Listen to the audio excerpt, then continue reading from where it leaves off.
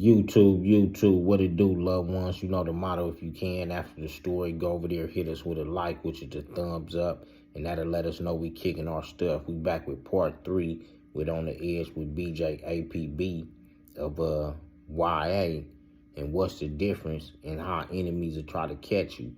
And we left off with if one get rushed inside of a chow hall, what should one do?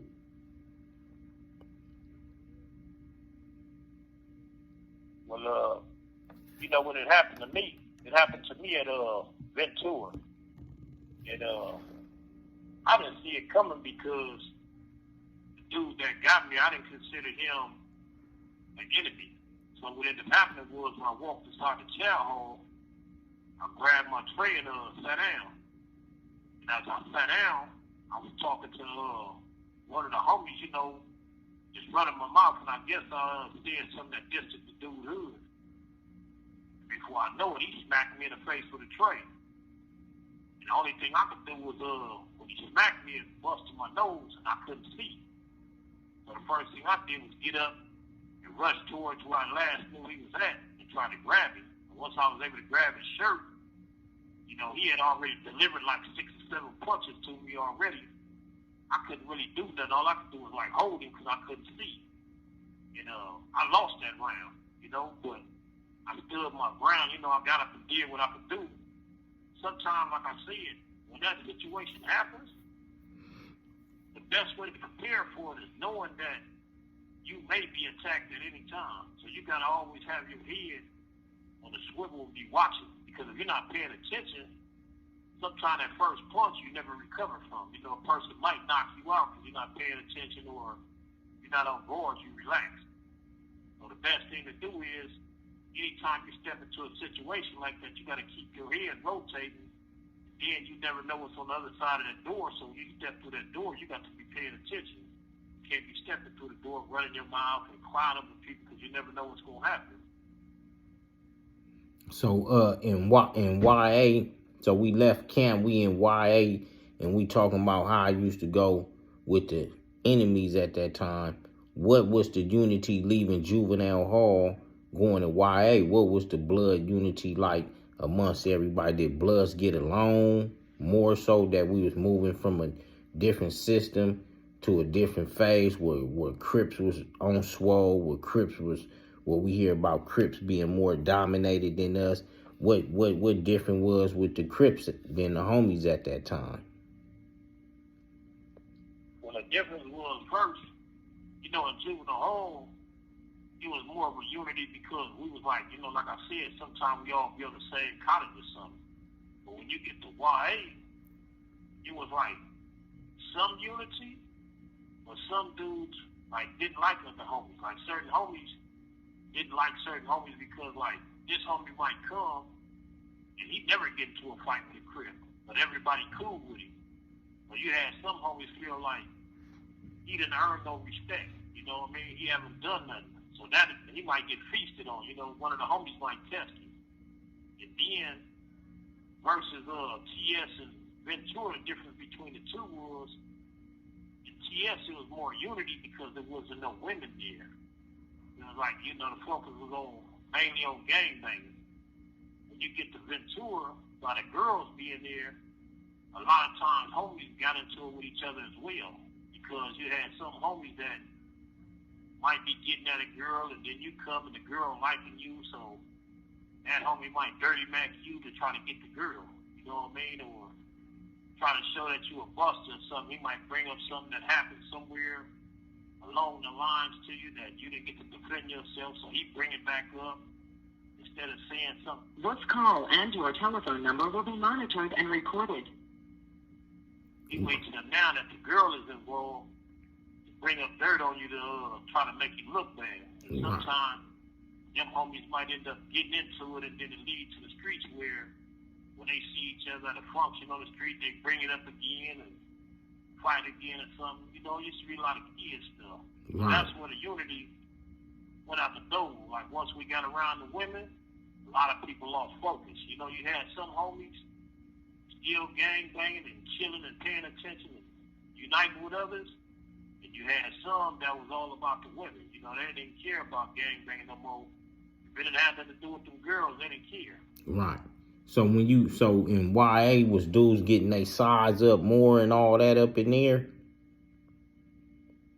Yeah, in YA, everybody was able to get their size up more because in YA, they fed you good, you know. In YA, you eat like a king. You know, Could you describe a YA meal to us? Like, I'll give you an example, like, say, we have a burrito night. On burrito night, they have put on your plate one big old burrito that fill up the whole plate. And then sometimes they have seconds and thirds. And, you know, it might be a beef or all beef burrito, or all beef and cheese. You know, or might be beans and rice and cheese, you know what I mean? Or all beans and cheese. But it'd be a big old burrito. You know, then on other nights, you might have hamburgers and all that is regular. You know, one hamburger, 2 hot dogs, or 1 chicken. Or like, say, for instance, breakfast. You might come in the chow hall and get 3 big pancakes. You know, with the sausage and egg or bacon or whatever. And then, turn around, there'd be some left. You can go back and get as many pancakes and all that as you want till all the food is gone. You know, they call seconds, thirds, fourths, fifths till it's gone. Right. That's how a lot of cats was able to get bigger in there. You know, the more you ate, and the more you worked out, the bigger you got. Right. And what was the set tripping like with the Crips? Like, was it like set tripping? Was it more set tripping than you seen in the juvenile and in the camp there, or was more about respect and stuff like that? It was more sketch tripping and wide than it was in juvenile hall and all that. But the difference was, in why it seemed like people had matured more. And what I meant by that was, when you got the why, people was on the page that I need to get down with you just because you're my enemy. It's not nothing personal. We just need to get down. And after y'all got down, 9 times out of 10, that dude wouldn't even mess with you no more or nothing. Then you come to find out, he might be related to your girl or something, you know, just through conversation. You'll find out later on something, you know what I mean? Right. It wasn't personal like a juvenile hall. Like a juvenile hall, every fight was taken personal. Right. That's why some people got down like 10 times every time they seen each other. And one more thing, what was the hairstyles like and why at that time? What like how was dudes wearing their hair? Well, they was trying to push for us to wear bald heads, you know, nothing over 2 inches. That's what the thing they was pushing, 2 inches of hair. You know, other than that, they'll put you like on they had different phases, like A phase and B phase and C phase. If you don't want to cut your hair, they'll put you on B phase, which means you didn't get the maximum amount of program. So they used to push that. The dudes, a lot of dudes didn't care. A lot of dudes still had their hair, was wearing braids. Some dudes was wearing perms, and some dudes were wearing jerry curls, ducktails. You know, it was all kind of hairstyles. There was no dreads. This call and your telephone number will be monitored and recorded. It was no dreadlocks for sure as far as Bloods and Crips go. Like how you see it now today, you didn't see none of that. Right. And how was we kind of wearing cherry? What was symbolizing us as Bloods different than the Crips? Well, one of the things that made us stand out from the Crips was we didn't do no sagging. Like when you got there, all you had to do was watch people walk. And if you seen a dude sagging, you automatically knew he was a Crip, he was no Blood. That's how one of the things that was different. Another thing that was different was a lot of times if you scanned the facility, you would always see the Blood standing off to the side by himself or something versus the rest of the crowd. That's how you would know a Blood too, because we wouldn't be in versus how we are now. There was always a lot of Crips, there was a lot of Bloods. And what was the Blood conduct and character style like back then? How would you notice a homie that fell in? What kind of aura did we give off? One thing we had was the code of conduct was kind of like strict. You know, like we had things like, say for instance, if 2 homies didn't like each other, they wouldn't fight in front of Crips or Mexicans, and they'll fight like, you know, behind closed doors because that was blood business. And it was the same thing if a homie had marked out, like if a homie had came and he couldn't stand the cut, we would step in and wouldn't let nobody bother him, but we'd still have him doing what he needed to do for us, based on he came in up under us. You know what I mean? Like if he come in saying he had blood, and then he gets socked in the eye, and tomorrow he want to stop banging, or he's scared to fight, so he really pay his Crip enemy some money to leave him alone. We found out about it, we'd step in and tell the Crip dude, you know, like, since that's our homie, you know, that's our, you know, that's what we gonna do with him. We ain't gonna let nobody else do nothing with him. Right.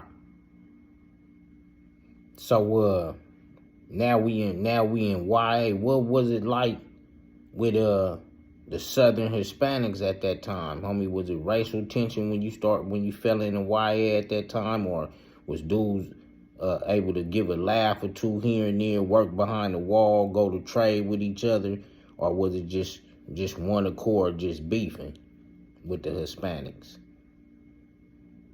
Well, it wasn't when I first got there. It wasn't no beef with the Hispanics. You know, you had certain hoods that didn't get along with certain hoods. You know what I mean? And you could get out one of them head up if y'all hoods didn't get along and you didn't like them. You know, they was just like, you know, mostly focused on each other. Like most of the Bloods and Crips focused on each other, and the Hispanics focused on Hispanics. You know, every now and then you had a black might fight a Hispanic, you know what I mean, because they two hoods didn't get along. But other than that, it was like they stayed to themselves, we stayed to ours. We got along and, you know, sat down and talked in groups and all that, and learned about each other, and even plotted on kicking it with each other when we left here. So when you say head up, so did the Hispanic Southsiders at that time, did they have some squabblers? Because, you know, you hear about blacks having chunk them. Did you ever see some Southsiders able to handle they had good chunkums to get down with some brothers? I'm going to tell you one Southsider that I remember real well. That's because he was always fighting. His name was Speedy from 18th Street. Speedy was, he had hands, man. I'm talking about for a little dude. I never saw Speedy lose no fighting wise to no blacks or to no other Mexicans. You know, Speedy. Can you come a little closer? Not to cut you off. Can you come a little closer? Yeah. Yeah, can you hear me now? Yeah. Yeah, as I was saying, the dude named Speedy from 18th Street, he was like undefeated, you know, in squabbling with the blacks or the other Mexicans, you know what I mean? Right. He was a monster. He was a little dude. He wasn't big, but he was strong. You know, he was bench pressing like 350. He was just little. You know, he was like about 5'5". Right. And what about black essays at that time? Did y'all experience some black essays at your time in YA? Yeah, it was a few, like from Harpies. The homie Crook from Harpies. You had him. You had I forgot the boy name. He was from Southside Pasadena. Then you had You have 60 seconds remaining. You had Cisco from CB70. Right. Hey, we're going to close it out, man. We're going to come back with part 4, and we're going to hit y'all with a little piece of the finishing pieces of the YA. Then we're going to hit the county jail to the penitentiary. So we out, man. Stay tuned.